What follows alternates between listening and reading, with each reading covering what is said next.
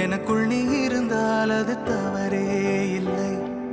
நீலை நான் பருவமழை, சிறு சிறு துளியாய் விழும் தருணம் இல்லை.